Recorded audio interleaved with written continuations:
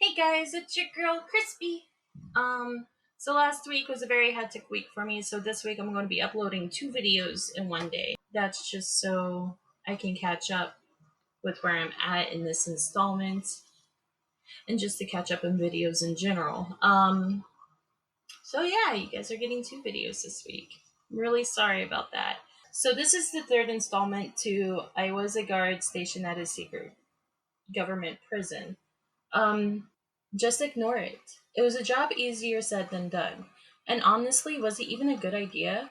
In my head, I ran through the list of potential voids that could have been lurking behind us.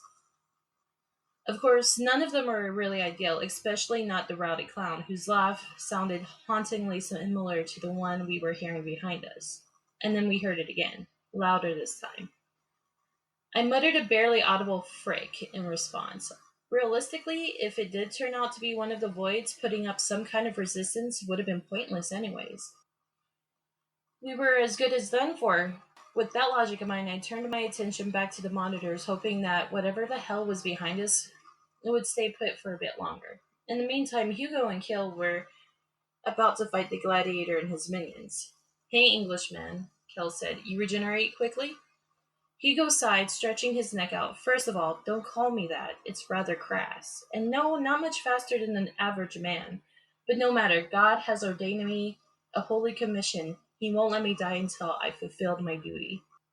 Kel just laughed. You're a real piece of work, British boy. Let's see if your God helps us make it out of this one. You two aren't who I'm looking for, the gladiator bellowed before releasing both leashes. Take out the trash. The freak ran about 6 steps before having his face caved in and neck subsequently snapped by Hugo. In the meantime, the centipede began crawling towards Kel. Who the frick created this thing? He asked, shuddering slightly. The centipede lifted itself up, swiping 2 of its arms at the visibly disturbed vampire. Crap, don't touch me, he shouted, before kicking its face, removing its muzzle in the process. He regretted that decision instantly. The centipede had 4 or 5 rows of spike-like teeth with a horde of flesh-covered tentacles squirming from its mouth. One of them grabbed Kel by the leg, dragging him down. Damn it, he shouted, attempting to squirm out of the appendage's grasp. Nevertheless, Hugh came to the rescue, turning the centipede head into mush with one vicious stomp. He shot Kel a cold gaze. Take his name in vain again, and our temporary alliance is over. Kel shook the tentacle remnants off of his leg, his face still utterly disgusted. Yeah, holy freaking crap, this is nasty. And then they both stared at the gladiator, who was grinning something malicious. Congratulations, you two have earned the privilege of being my combat slaves. I would literally rather freaking die, Kel responded. I submit myself to God and God alone. Diseases like you shall perish at his will. Hugo added. The gladiator drew his smoldering sword, which must have been the size of a person. Then so be it, he roared. The two rushed him at the same time, attempting to bury the burning menace with a flurry of quick strikes, but that wasn't the best idea. They couldn't even touch a gladiator without suffering the burns themselves. Kel sighed. Some a-hole just had to dig this freak up, didn't they? The gladiator stepped forward, unleashing a big swing that singed a few hairs off of Hugo's head. Bastard, he shouted, before sending a hard cross at the gladiator, shattering his chest plate armor in the process. You're pretty strong there, Brit. We just might win this one, Kel grinned. Like I said, God will give me enough strength to overcome these trials.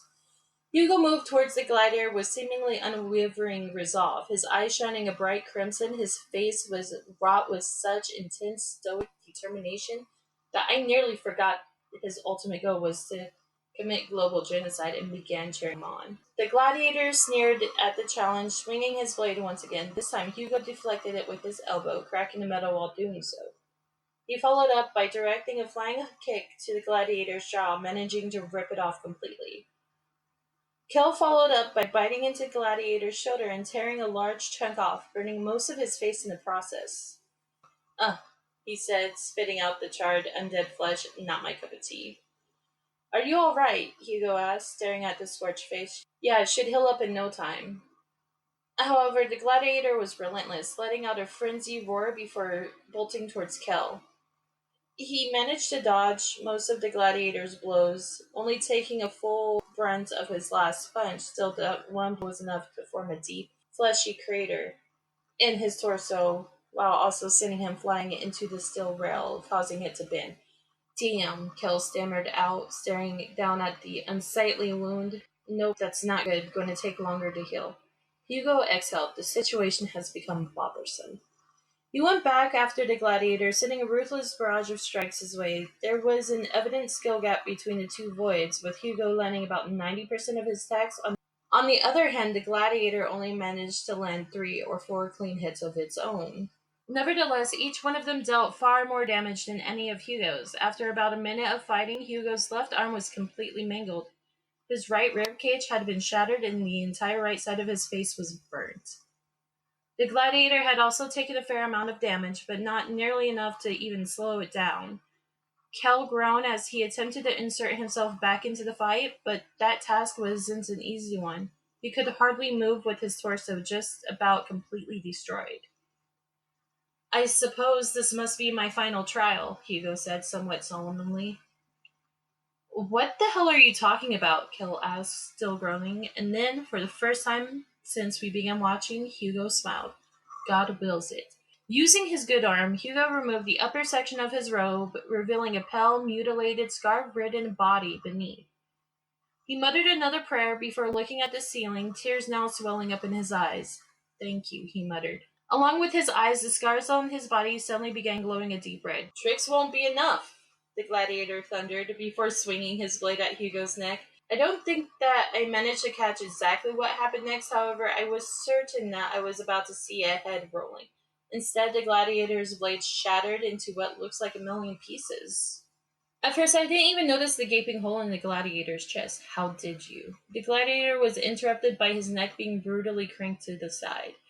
As the flaming behemoth dropped, so did Hugo. By then, Kellel had regenerated to the point of being able to walk. He stumbled over to the near comatose bishop. What the heck was that? He asked, half grinning. I detached myself from my earthly limitation. A huge sin. But I needed to fulfill my holy mission. Well, crap. That's pretty cool, I guess. Not your psycho mission, but the whole detachment thing, he said. He held out his hand in an attempt to help Hugo up. However, Hugo shook his head in response. This is as far as I go. Nothing, not something I can recover from. I only have judgment to face now. Oh, shut the heck up, Kel said, picking up Hugo's limp body and lumbering it over his shoulder. We'll find you some painkillers and you'll be back on your feet in no time. Why would you help me? Hugo asked. You understand what I'm after, don't you? My ideals? Well, I don't think I could handle the gladiator on my own, so I guess I owe you, you crazy frick. He looked over at Hugo and grinned, and who knows, maybe you'll learn something. Yeah, there's a lot of scum in the world, but there's also a lot of beauty. We don't have to destroy it all. That's... Hugo passed out before he could finish his thought. Still carrying him over his shoulder, Kel took off running down another corridor. I did a quick sweep of the other monitors. Satanbot taking out 2 more lower tier voids, while Morgie was engaged with a high hurricane void named the Mechanic. He is 6'5" and weighed 270 pounds. Like the name suggested, he was a large, burly man in a mechanic outfit that enjoyed obliterating skulls with blunt tools. Real ruthless guy. On another monitor, the undead Nazi had just finished slicing the crap out of the devil nurse who was a mid-tsunami. So that's 12 down, I thought, 20 left. The crap show wasn't anywhere near done. Check it out, Sandu said. There's still 4 boys that hasn't escaped yet. Sure enough, he was right. First off, there was the Titan, 15 feet and 7 inches, weighing 1,438 pounds. A colossal entity with destructive capabilities that were nigh impossible to deal with. It was humanoid, with a immensely muscular form, further accentuated by the fact that there wasn't an ounce of fat on its entire body. Its hardened and still skin was reddish and cracked all over, with a roadmap of razor-like veins bulging out of every square inch. And then there was its face. It had 6 sets of glowing blue eyes and a mouthful of fangs with exposed gums that were caustic to touch. His holding cell, if you can even call it that, was a bit more fortified than the rest. I'm under-exaggerating, of course. It was fortified to the goddamn hell. No electronic blocks connected to a central system. either, which is probably what caused the breach to begin with. Good thing, too, he was a low asteroid. The next one up is the Warden. He's 8'7" and he weighs 435 pounds. Ironically enough, this guy apparently used to run a prison of his own. What kind of prison that might be was beyond me. He had pale white skin, shadow-like eyes, and long, slicked-back silver hair. His trench coat was long and perpetually bloody, sweeping the floor as he walked. I heard stories about this guy. Supposedly, he killed around 700 prisoners during a breach at his prison, managing to come out unscathed from a devastating explosion afterwards. He was as dangerous as a void could get without being considered an asteroid tear, being a high earthquake. Funnily enough, his cell was wide open, with bodyguards and destroyed mech suits littering the space. But instead of getting up and walking out, he simply sat, expression devoid of anything at all, like it usually was. Obviously, he was up to nothing good. The next one was quite the doozy. The strongest void in the entire chasm, in fact. It went by a simple moniker. The Calamity of Earth, or just the Calamity for short. Its gender was unknown, a height and weight unknown, appearance unknown to everybody except for the top officials overseeing the entire freaking operation. Hell, we didn't even know where it was kept. The only thing we had to monitor was a simple panel containing 3 lights. Green meant safe and still contained. Yellow meant breakout in progress, evacuate immediately. Red meant breach, it's too freaking late. What did we know about this thing? Nothing save for the fact that the breach would most likely result in global catastrophe. Of course, it was a high asteroid, the only high asteroid in fact. And then there was the last still captive void. But unlike the 3 overpowered monsters I've already talked about, he was a lot different. He went by the Kid. He's 5'6" and he weighs 142 pounds. As his name implies, the Kid was just that, a kid. From his appearance, he couldn't have been much older than 16, 17 at most.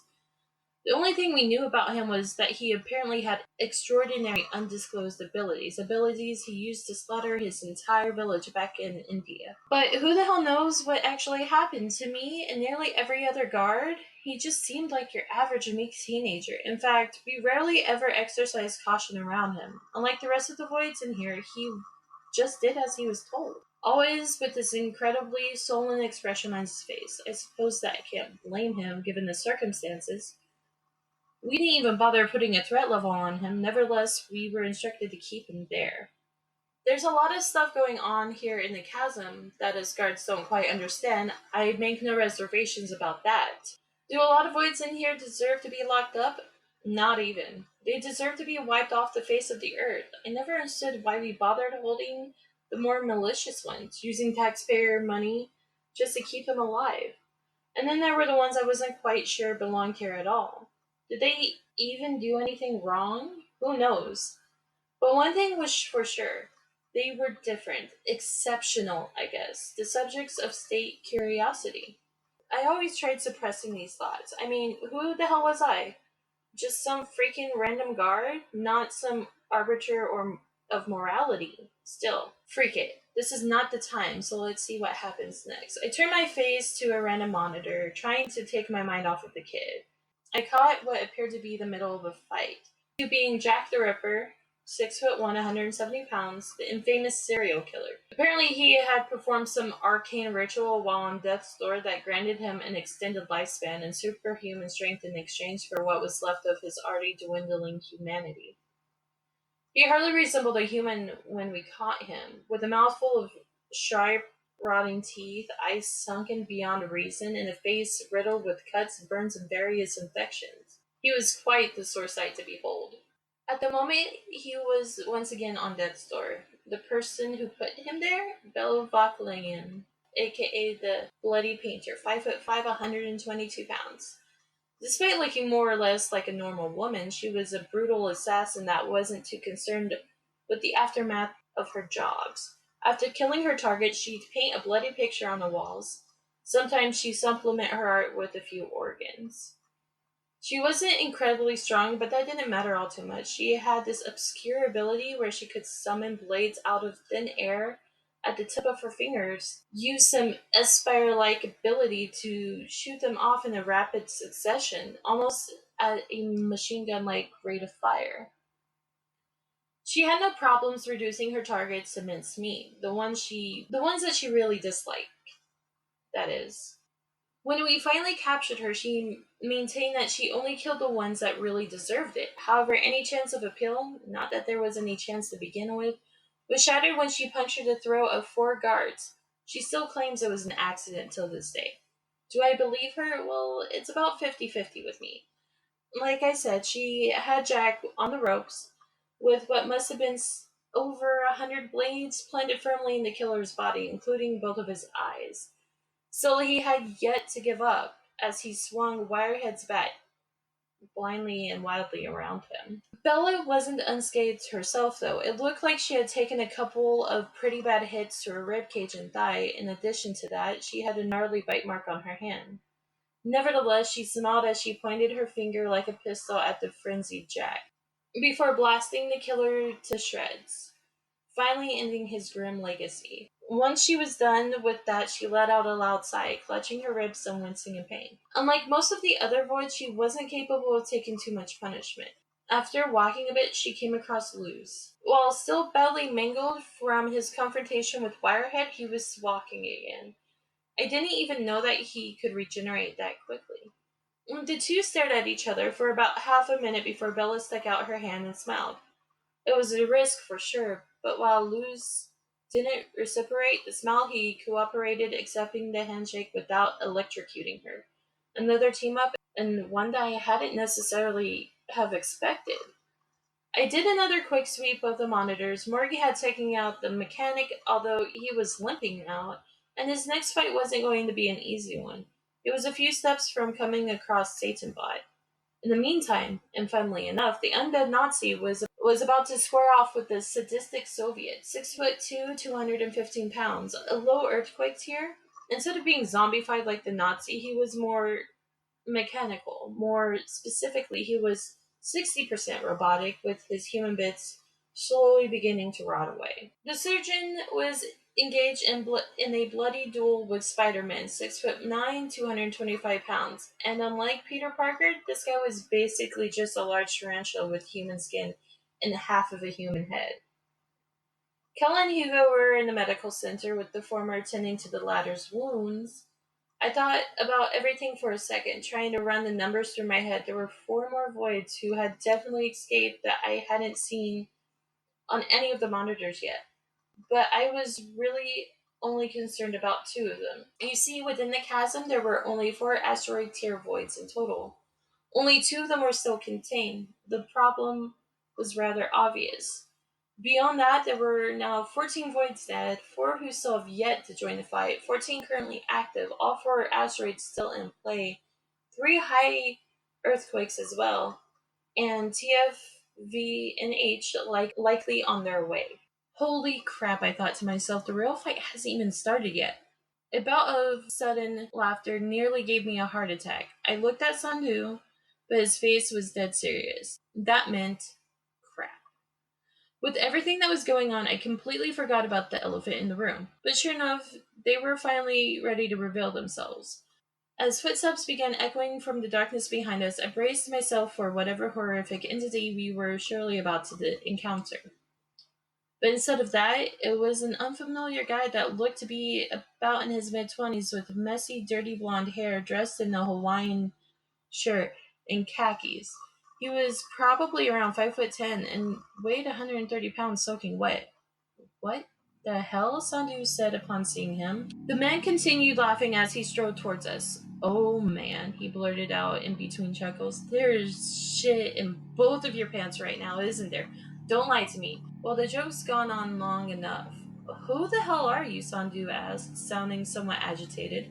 The man put his arms up in a defensive manner. Relax, I'm just an observer here, but his bloodshot eyes seemed to bulge out as they wandered over the monitors. It looks like the preliminaries are over. Time for the good crap.